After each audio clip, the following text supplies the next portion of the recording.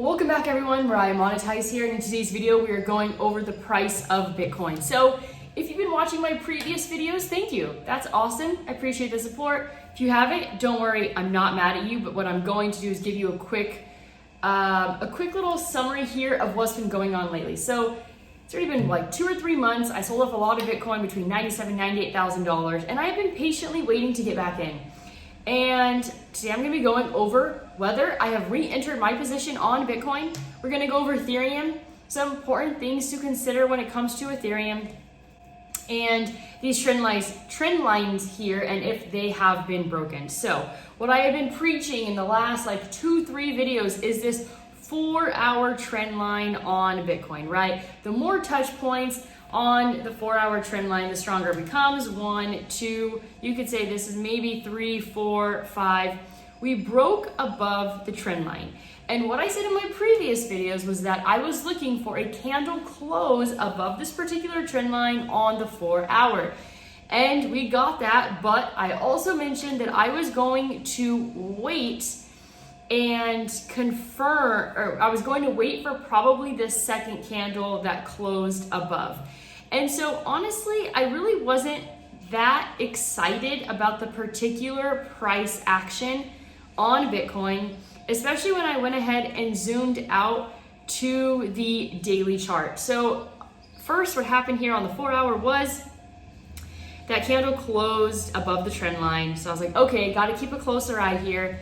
And what I ended up doing was waiting for that daily candle to close, and then at the second one, I just could not enter. So I just didn't really have the best feeling on entering on. I didn't like the price action. I didn't really like the candle closes. I didn't like the price action on almost every single time frame. And so I just felt like I needed to be a bit more patient. And then if that meant getting in at a higher price and maybe even losing a little bit on this trade, I really had no issue with that at all.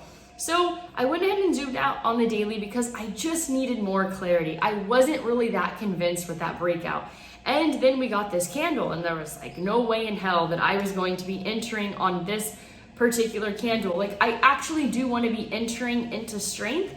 And so I have been extremely patient here, and I actually have not entered. So Bitcoin currently sitting at $96,533, and Bitcoin has kind of been a little bit boring lately, and we are just trading within this range. One good thing about trading within this particular range, right, kind of in between that like 91 and about $105,000 level, is what I'm noticing is that as Bitcoin is kind of ranging and just toggling back and forth in that range, there is a very clear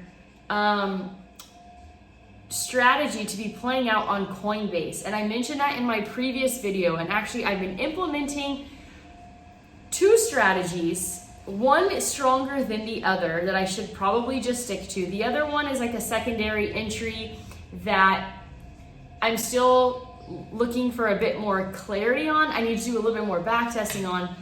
But since last Friday, not even in a full week, I mean, I have just been trading small positions, trying to really create some discipline with options trading.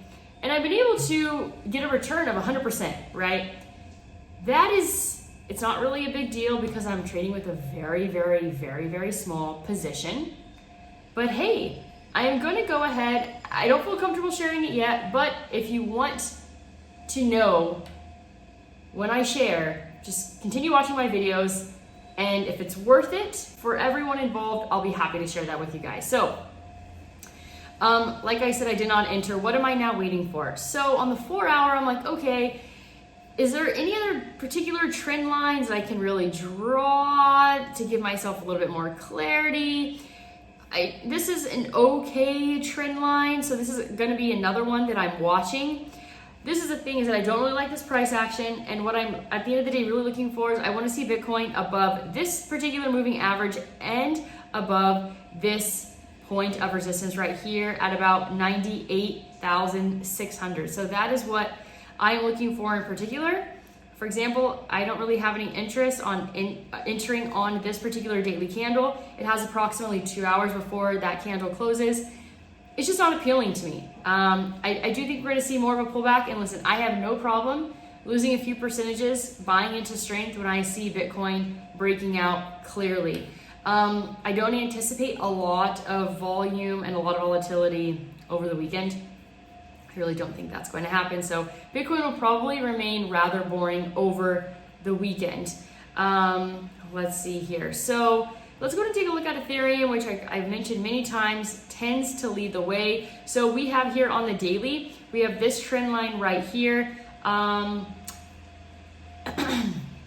Rather weak on the daily, quite a bit weaker compared to Bitcoin. I mean, I would want to see a daily close above this trend line.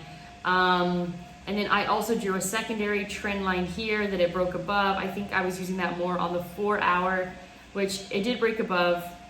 Let's see. So this was a candle which occurred on February 8th at 19, and this occurred February,